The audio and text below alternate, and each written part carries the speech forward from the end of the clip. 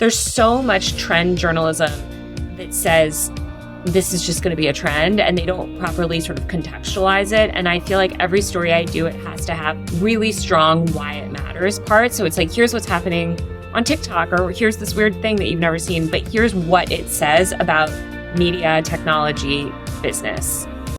Explore the minds and marketing strategies behind today's winning brands and businesses.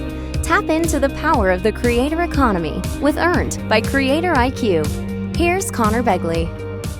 Hi, everyone. Welcome to Earned. Today I've got Taylor Lorenz on the show. Welcome, Taylor. Thanks for having me. And I could not be more excited. I don't think there's very many people that are more plugged into the ecosystem that we exist in across creators, social media, etc. And I would imagine everybody listening to this knows who Taylor is, but for those that don't, she's a technology reporter at the Washington Post. She also has a book called Extremely Online that is about this kind of combination of creators, social media, how that all grew up, as well as the implications it has on society, and is a very accomplished creator across way too many platforms. I don't know how you do it all. And we're going to start this one a little bit differently. And I warned Taylor on this, but I'm going to read a monologue a bit. One of the essays that you just recently wrote, because when I read it, it really connected with me and helped me to get perspective on what it's like to be at the center of this cultural zeitgeist, right? This is the opening to the essay in Marie Claire. So for the past several years, I've logged onto the internet nearly every single day for work and been met with rape threats, death threats, threats against those I care about, and a nonstop barrage of misogynistic hate. I've been targeted in aggressive smear campaigns that have upended my life in ways I could have never imagined. I've dealt with a stalker who has hired people to follow, surveil, and photograph me without my consent. I've had my SEO results manipulated and been targeted by bot networks. The hate has spilled out to my family members, who've also been targeted in these campaigns. Every story I write is met with streams of commentary on my appearance, age, and personal life. Some of the richest men on earth have used their vast resources to attack me. Influencers have leveraged their fandoms to carry out doxing and swatting. The harm these campaigns have done is difficult to quantify. I've lost out on speaking gigs and appearances because I've been deemed too controversial. Event and podcast hosts don't want to deal with the barrage of attacks from angry comments that they may receive for platforming me. I've had to be ushered out of events by security after men showed up threatening to harm me. During some of the worst attack cycles, I've holed up in my apartment for days with the blinds drawn and feared for my physical safety. I want to applaud you for continuing to share your opinions in the face of these kinds of things. Oh, thank you. Unfortunately, this type of online harassment, because I write about it as well, it's increasingly common, especially for creators, women content creators especially. I know several Twitch streamers who have had to leave their houses, and the internet, when it comes for you, it comes for you, you know? Yeah. I'm curious from your perspective, you're smart, you're accomplished. I'm sure there are a variety of ways that you could earn an income that present less real risk, physical risk. What is it about journalism that continues to push you forward in the face of these kinds of circumstances? Actually, just about a year ago, I had a conversation with my mom. I remember, and unfortunately, my parents, as I mentioned, they've had to deal with a lot of threats themselves, and I think it's been hard. But I think personally, as a writer and a sort of creative person, I love the internet. I am actually a huge tech lover. I think I've experienced the worst of it. And the way I feel about it all now is like everything that could happen to me, aside from sort of the most violent ends, has happened. And I've been doxxed so many times, and I've sort of been through this cycle so many times that I'm like, I'm still here. You just keep carrying on. And I don't really want to let these hateful trolls drive people like me out of the industry. I think that's really shitty. And I have a lot of privilege, as you mentioned. Like, I have a following, I have a fandom, I have a group of people that will support me. A lot of journalists don't have that. And, you know, I think of my colleague at the New York Times whose family was immigrants, and she had written this controversial story about this big content creator that is sort of a right-wing guy, and he turned his whole audience and tried to get her parents deported. And so I'm really lucky. Like, what are you guys going to do? Have you seen it drive kind of other people out? Have you seen other people walk away because of it? All the time, unfortunately. I mean, some of the best online culture reporters have left the industry because it's hard to be a woman on the internet. But I think when you're putting ideas out there, and especially if you're covering any sort of industry that deals with a lot of attention and fandom and politics, it gets really intense. I have a couple of friends that are pop music critics. One of my friends, she's quit now. She was an entertainment reporter that wrote a lot about the Marvel fandom universe. And You wouldn't think that's a big deal, but it's like she had broken some major stories, but that sort of video games and action hero stuff has gotten really politicized. And yeah, it's like these fandoms are really insane. And it's so sad. I hate it. It's always women and marginalized people that are driven out because the men don't get it the same way. I mean, there's no comments under Walt Mossberg's posts, oh, you're so old. I'm a woman in my 30s, and they're constantly saying that I'm too old to talk about technology. Meanwhile, myself and Joanna Stern are the youngest tech columnists in the entire industry. And yet you're too old. And yet we're both too old, and we're both the two women. Whereas all the male tech columnists are like, again, they're amazing men. I look up to them. I'm not saying they're too old either. I think you should be able to talk about technology at any age, no matter what your gender, Yeah. And I think what's interesting, and you mentioned this, in a lot of ways, you are a techno-optimist, right? You've been outwardly open about that you believe that technology and social media can be very empowering, that can help people, right? Is there a way to fix this? Or not fix it, but make it better? I feel like anonymity is a weird thing. It can be a positive and it can be a negative. Is it that everybody needs to come in and be accountable for like what they say to a certain extent? Or how do you think about that? I'm very pro anonymity. I'm very pro free speech as a journalist. I think we rely on a lot of that. And the thing is, I think anonymity is really important for speech. And there's actually a lot of research that shows people aren't necessarily nicer under their real names.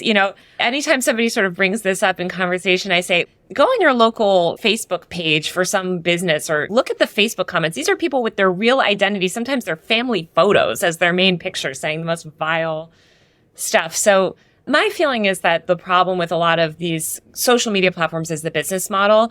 I am very pro-tech. I think that the very highly profit-driven business models of some of these tech companies where they're pushed to provide value for shareholders, like every quarter, it's like you have to grow. That's problematic. I would love to see more intentionally driven social products that aren't maybe based on ad revenue and eyeballs. I'm a big fan of newsletters and Substack newsletters, and I've written about Substack, got into a little controversy lately about their content moderation practices. But overall, I think, it's a pretty good platform. And I think we just need to tone it down with the extracting every penny of value and sort of recognize that there's value in having spaces online that have not been commercialized. What are some of those other spaces outside of Substack when you talk about indie social networks? What are some of the places you're thinking about? I really like the app. It's pyi.fi. I think it's the Perfectly Imperfect app. It started as this newsletter called Perfectly Imperfect, and it's actually just a recommendations app where people kind of recommend anything and they post kind of weird, funny things. It's a very retro, like it almost looks MySpace. You can customize your profile. It's very creative. I just like it. There's a lot of Gen Zers on there. I'm a big fan of also just Discord and group chat type stuff too, which I still consider sort of part of the internet, but it's more like intentional based communities. Yeah, Discord has really come on the scene over the last few years in quite a meaningful way. Yeah, I think the novelty of posting everything publicly has worn off. In the early 2010s, it was like, you can just post anything and you can reach the whole world. And I think most people now don't want everything they post to be default public and permanent. Yeah, it's tough because I think that it's hard to imagine a world in which, even with something like Snapchat or anything that disappears, if you put it out there, people will find it. I mean, my feeling about that is like, if it's important, it'll be screenshotted. If you fuck up, it'll be recorded. Everything's recorded in some way, but that doesn't mean I have to like have the archive up for everyone. If we were to dive into kind of outside of the profit-driven side of things, what are some of the other elements you think are holding back the technology and social media industry from having a more positive impact? Well, I think we don't have enough competition in the market either. I think that Facebook and Google generally have this duopoly in the social media landscape. And it's very telling that the only platform that could meaningfully challenge them was TikTok, which is also owned by a multi-billion-dollar tech conglomerate. I think they spent over $1 billion in 2019 alone on app download ads. That was reported in the Wall Street Journal. That's the level of resources that you have. That was in 2019. Like they've gone even harder since then. And look at what they've been up against. I mean, you need an enormous amount of resources to really compete with the big platforms. And I think that's why we've seen other platforms like Snapchat and others floundering like fourth and fifth below the main ones. And same thing why Twitter never really got traction too. I think it could never really break through to sort of like that Facebook, Google top level. So yeah, I missed the early 2010s when there was like all these competing social media platforms and they all brought really interesting new creative ways to share and engage and fun features. What do you think from a kind of a regulatory perspective, obviously with like COSA and like some of the scrutiny that's happening in Congress? Is it getting legislative? Is that the answer to the problem, or is it a free market issue? Like, how do we get to that? I'm not a big fan of regulation. I think the problem with tech regulation is you have all of these legislators that can barely turn their own computer on, trying to regulate these increasingly complex communication tools.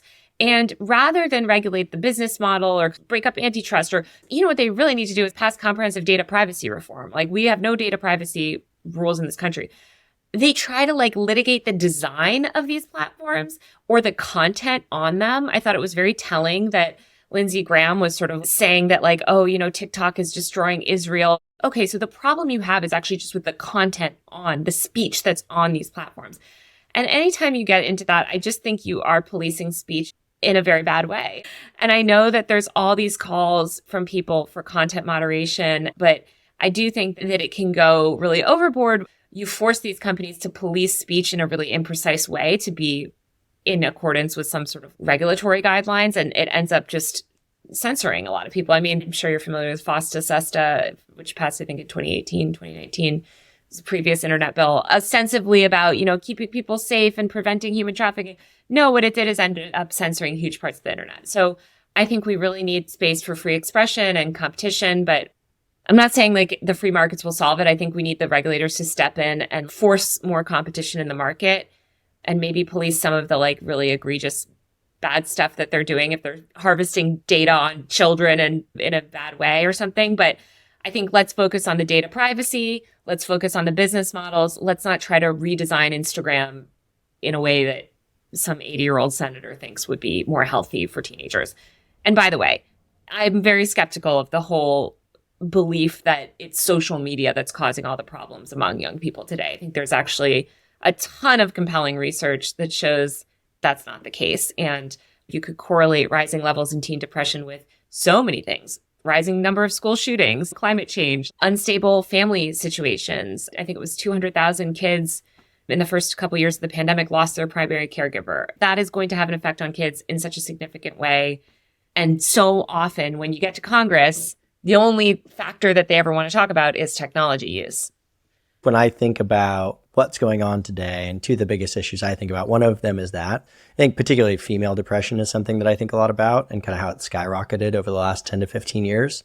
And I think the other one's loneliness. Part of the goal of social media is to connect people. Part of the goal of the internet is to connect people. And I think it does. I'm curious from your perspective, maybe dive in specifically to those two topics. How do you think about those, and what do you think is influencing those, if not the internet, or what parts of the internet are driving that? I think that the loneliness epidemic is also correlated with the loss of third spaces for people. I mean, this has been really well written about, but our physical realities are getting more and more lonely. We're working longer hours for less money. Wages are stagnant. There's just all these sociological, economic factors that I think are contributing to that issue. The fact that we're less likely to live near our extended families. I just think all of those are more significant factors than just Instagram. Not saying that social media won't make you lonely. It can, absolutely. But I think it has this symbiotic relationship with the offline world that we need to factor in. And in terms of spaces online, I mean, I think that the power of the internet to connect people is incredible. And again, we should retain that. But I think we should try to build communities online that are not just about profit. That's why I'm such a fan of Discord servers and fun spaces. And even if it's a Discord server for a YouTuber that everyone loves, there's more of an affinity group. And it's more a lot of people are on an equal plane connecting with each other through a community rather than just a one-way sort of fandom. But yeah, it's just hard because, of course, every company has to make a profit. Every app has to make a profit. So then soon it's all going to be profit driven, just the way that the offline world is too. We end up hanging out in malls because those are spaces to hang out in. I honestly don't think I have a good answer personally for one, what I think the driving factors are. I have the, ideas, or two, kind of exactly how to solve that. But it's definitely something that I think it's right that we're thinking about it. What the answer is though, or why it's happening, is something that I still think I don't have a lot of clarity on. Yeah, I feel the same way. And I think that's why we should be careful before writing regulation that can be interpreted in many different ways, especially because these platforms evolve so quickly and the internet evolves so quickly. And it's like sometimes what you think is a very well-meaning law can actually be used in a really negative way. Being a teenager today would be so tough, but at the same time, especially when you talk about like women and unrealistic beauty standards, and there's so much concern. I grew up as a teenager in the 2000s, in the aughts, and that was a crazy toxic time. And like, I just think back to women's magazines. I did so much research for my book when I wrote about the rise of mommy bloggers. And women's media of that era, which was the only thing we had, like we didn't even have social media back then aside from Facebook later on. There was no body positivity. You know, it was just like vicious and misogynistic. And I do think that we've made more progress than we think in certain areas. Yeah. Let's pivot to this topic of journalism, because I think it's something you're writing a lot about now. I think it's something that's really of the moment, although I think this has been happening for a decade, right? Really since the internet came to prominence. And what's funny is I think you get labeled as mainstream media when you actually rose more as like a citizen journalist really yourself. But you've worked at some of the largest institutions in the world in this space, whether it's the Post or it's New York Times or the Atlantic. I'm curious, where do you think journalism is going? Like, how does it survive from here? Because we hear about layoffs and consolidations, I think, almost every day. Yeah, it's wild to me that there's these writers like Kelsey Weekman, who's one of the best internet culture reporters working today, or Morgan Sung as well, who have been laid off. It's so crazy because it's like you can truly be at the top of your game. The Washington Post laid off a Pulitzer Prize winner recently. I'm like, this woman won a Pulitzer Prize for this paper and is now getting laid off. And so I just think it's clearly not a skill issue, right? It's not a performance issue. These journalists are talented.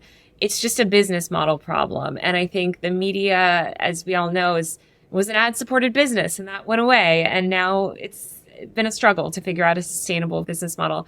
I would never tell anybody these days to work in traditional media because I think it's like being on the Titanic. Unless you're at the New York Times, I will say the New York Times is a great place to work, but the problem is because it's like kind of one of the only successful media companies, and I say this with love, having worked there, but like the union's very strong. You'll never get fired, but it's very in service of the brand. They're very against individual reporters gaining attention, which I totally get because they have such a powerful, strong brand. And their whole thing is like, look, you work here forever, you file your articles, and that's it. But you're not going to be able to do anything entrepreneurial. The opposite is like you can go outside traditional media and you can do all these amazing entrepreneurial things, but you don't get that name brand credibility. And so it's sometimes harder. And not just for the credibility, you don't get the resources as well. You don't get the legal support and the editing and all that. So I don't have an answer for it. But I do think that as many journalists as possible should get out of traditional media and try to build their own independent thing. I mean, there's been some success with that with websites like 404 Media and things. I don't know. I mean, journalism is changing. There's a lot of YouTubers that are hiring researchers now. A friend of mine makes TikTok content about the private equity space and was looking to hire a business reporter to help her research her video content on private equity. And so I think that's more of what the journalism landscape is looking now. You become the brand, right? Your expertise becomes the brand rather than the parent entity. This is a big deal for you personally, right? You've got a really large audience yourself. You also work for the Post, who has their own brand. How have you seen people navigate that dynamic effectively? How do you do it in a way where both can be successful? Because again, in some ways, it's almost like direct competition in the long run. And I think you need to work for a media organization that understands the value of talent and kind of looks at journalists in that way. I think the Post is pretty good about it. I mean, out of all the old school media places, like after the New York Times, I was like, I will never work in traditional media again. This is my last traditional media job. I never really aspired to work here, and I'm working here and it's cool. And look, everyone is so talented. I loved my colleagues. I had one of the best editors in my life.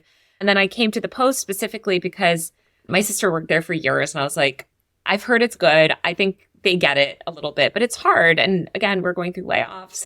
But I do think that your personal sort of brand, reputation, whatever you want to call it, is really the only thing you have in this world. You should never trust a company to have your back. Even if you work at a mainstream place, try to build up your email newsletter on the side. Just try to make sure you have something. A lot of journalists used to do this with books back when books made money. Now it's not as much of a thing to make money on a book, but it's more of a branding opportunity. But, you know, I think with the internet, it's just building your own little like craft almost. Yeah, I mean, I think if you can find a way where that relationship is mutually beneficial, where like who you are is bringing people to the magazine, and then the magazine's audience is bringing people to you, and you can see that as almost an opportunity to develop talent, I think it can actually become a way in which you can become attractive to individuals that want to both build their own brand and be part of an institution that has credibility, particularly earlier in their careers. 100%. And by the way, like news organizations have always wanted that. I mean, everyone can think of like famous New York Times, like columnists and things, right? Like the problem is the control and ownership of your work and the level of autonomy you have within that organization. Because of course, all these media companies are happy for you to bring your audience to them. Do you retain control over your work? If somebody makes it into a hit movie, do you own any of that IP? There's just all these questions that I think journalists need to ask these days because otherwise the companies will exploit you. It makes me sad also because I don't want to live in a world where every journalist has to also do audience development. I think some of the best journalists I know are not really those type of people. They're kind of doing some of the most important journalism work. They're like digging through court records and police databases and exposing fraud. They're not the type of people to be good on TikTok. We need a space where we can have people like that, still doing that sort of work because they're doing some of the most important accountability-based stuff. Yeah. It's it's an industry that has gone through an incredible amount of change generally and will continue to. That's part of the reason I really wanted to have you on is to talk about this because I think it's so interesting for me personally and will be interesting for the people listening. We'll do kind of one last question on journalism specifically that I'm curious about from your perspective. And you got this rise of these large language models and artificial intelligence where, you can generate what is perceived as an editorial article with a few clicks. And so obviously that adds another layer of complication for publications. And the fact that most of that is derivative of the work that you're creating, right? They're looking at your tweets and your content and then producing material. So it's like, who owns that? I don't know. So I'm curious, how has that started to impact, or where have you seen that impact things for, say, you personally or for other journalists that you know? And what's your opinion on where that goes kind of over time? Part of the way that a lot of people start in journalism is by writing essentially SEO hits. Like they're writing kind of low quality articles that are very like straightforward, learning how to sort of structure information. That's really valuable skill. Those articles are written by 22-year-olds and it could easily be automated by AI. It will be automated by AI. But it sucks because you don't get that mentorship and learning. And I was talking to somebody in Hollywood recently who was talking about the same thing. I guess they're doing similar things in like writers' rooms where it's like, there's just not that on-ramp into the industry in the same way anymore because it used to be like, you could have a job like that, but you were working in a newsroom. And so you would learn and you would get better and then you'd write more articles and then you'd start investigating and then you'd start learning how to report new information. Now, I think that whole lower level is just being washed away by AI. And you still have the upper level journalists that are like really providing value by exposing new information, like getting the scoop on some business deal that's not out yet or exposing wrongdoing or adding really thoughtful analysis. But it's really hard for young people to get to that point without going through training and years of just getting your reps in writing articles. And I think it's already affecting our industry. I mean, look at the amount of layoffs that have happened. So it's definitely coming. I tried to get ChatGPT to help me with headlines though, and it's very bad at it. So it's not replacing me yet. Who owns it? Obviously, again, they're reading tweets, they're reading this content. How do you think ownership works out over time? Because, the output is based on what other people have written ultimately. I know, which is, I think, causes so many problems. I mean, there was all that problems in the book world sort of related to some of this because they had used a lot of books to train these large language models. We need to see how the big lawsuits around this shake out to know what sort of precedents will be set. The New York Times is suing at least OpenAI or something.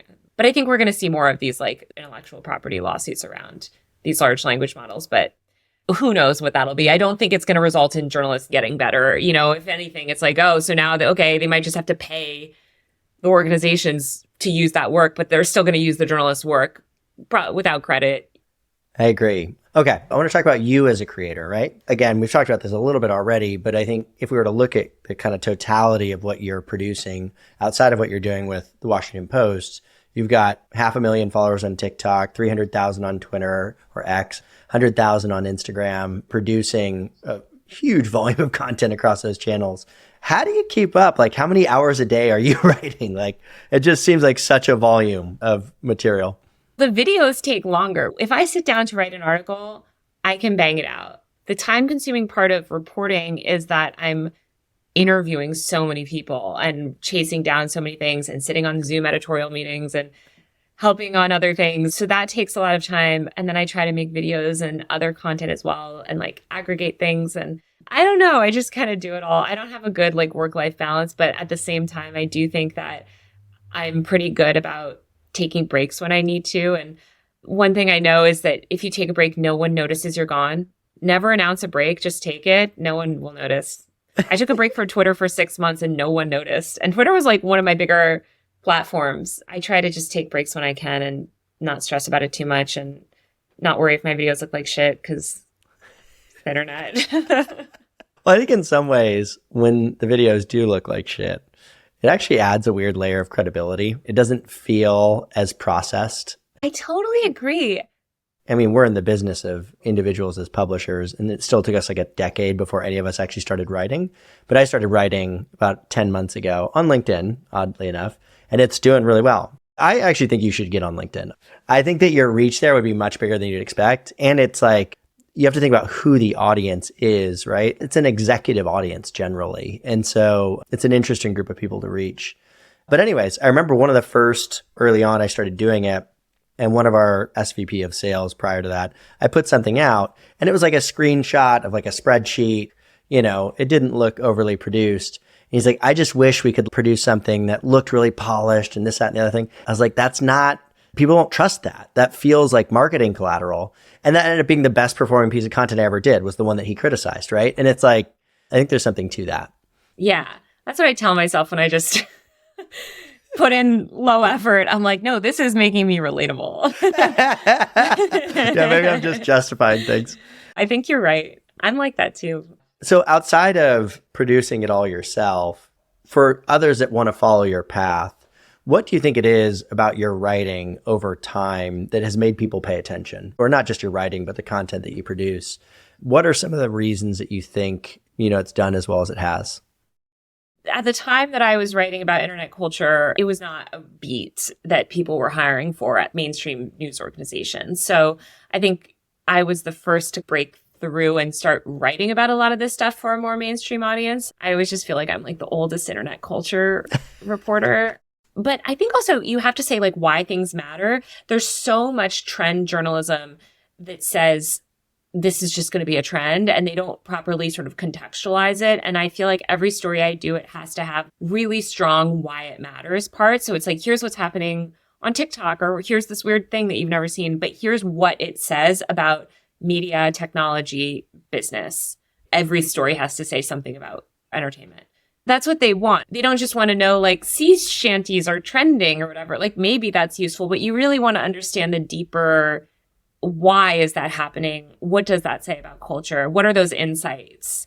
Because then you can do something with that. I always just try to have the why it matters. A lot of articles, when you read them, you realize they never answer that question. Yeah. I've always thought of it as like, what am I going to learn? What am I going to get out of it? I think to your point, why is this happening? And then what are the implications of this? What does this say? And I will say to any journalist, I don't know if young journalists are listening, but the way to get a name in journalism is to break news. That's the only way. That's what gets you attention. Because I think people, even if they were like ignoring my work early, I was breaking so many stories that had major business implications, or they were like news making. And so it's like, that's just, as a journalist, you have to be able to do that. And it's more valuable because I think the writing can get replaced by AI or finesse or whatever. But if you uncover fraud in a company, or like one time I think it was 9 months of detailed Snapchat user data on every single feature of the app. It was crazy that I got that leak, but that had ended up having effect on the company and its share price. And it revealed a lot too about what they had said, what features were working, besides how people were actually interacting with it. So it's like, if you can actually uncover information, people value that. Yeah. Well, particularly information that is actually important, informative, has an impact. is not necessarily what's being said, etc. We're coming up to the end of our time here, but let's talk about your book a little bit. So one, what made you decide to write a book? I mean, obviously it's a natural evolution, but why this topic that you focused on? And then it seems like just a daunting process to say, I'm going to put together this 200-page, 300-page document that's supposed to be cohesive and interesting and valuable that people want to buy it. So one, what made you decide to do it? Why this topic? And then what was the process like for actually writing it? So I came up, as you mentioned, as a blogger, and a lot of websites that I've written for, some of my earliest bylines, actually my first bylines, are not even on the internet anymore. And when you write for the web, you're just working in this really ephemeral medium of the internet. And when the pandemic hit and everybody was sort of shoved online, and I think people really started to pay attention to my work and internet culture as a whole, because everyone was sort of living it for a while. And you saw these venture capitalists come into the industry. I'm sure you remember 2020, 2021, when they started talking about the creator economy, which we've all sort of been in a while. But I think you saw this renewed attention. And there was a lot of revisionism happening, specifically from the venture capitalists in Silicon Valley that had pretty much maligned the entire industry for a decade. And then suddenly were like, wait a minute, Mr. Beast, David Dobrik. And it kind of irked me. And I was like, I wish there was like a book that was like internet history that really was the history of the content creator industry, because there's like, comment, subscribe by Mark Bergen. Great book on YouTube. Sarah Fryer's No Filter on Instagram. Great book on Instagram. These platform-specific books that really tell the story of the rise of specific platforms. But I didn't feel like there was a book that zoomed out and told the history from the user side of the rise of the content creator world. And so I wanted to write a more platform-agnostic book that actually talked about the relationships between these platforms and how we all became content creators, basically. So yeah, I just decided to write it. It was hard to determine what goes in it. I really felt like my original draft was twice as long. It was 158,000 words. And then my book ended up around 80,000. How do you cut 70,000 words? That's a lot. I didn't. I missed so many deadlines that I had to hire an outside editor to cut it for me. Ultimately, I think it made it way more readable. I did have some friends try to read the earlier version, and it was a lot of detail. I wrote 10,000 words on Grumpy Cat alone. I don't know if the world needs that. Oh my gosh. Well, let's do one kind of end of show question. So when you're at the center of this cultural zeitgeist, I think that, you can become a caricature in some ways, right? And people put labels or perceptions on who you are. What would you say is the thing that people most misunderstand about who you are, or how you're most grossly mislabeled? I could write a whole other book on this. I mean, that's kind of what I was trying to talk about in that Marie Claire essay. It's just how weird it is to see this version of yourself sort of publicly represented that's not based in reality. If you consume a lot of conservative media and you sort of only knew about me from people like Tucker Carlson, you would think that I'm this really dogmatic, extreme political actor or whatever. I don't know.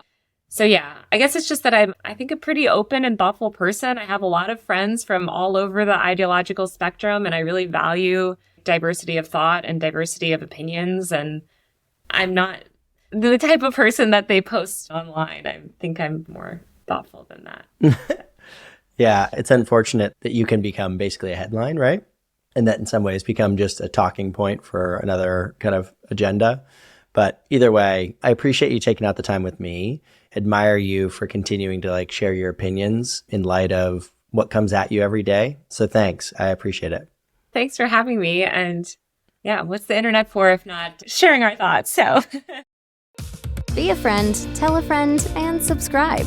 Earned by CreatorIQ. CreatorIQ is your all-in-one solution to grow, manage, scale, and measure your influencer marketing program. Ready to unlock the power of the creator economy? Get started with a demo today at CreatorIQ.com.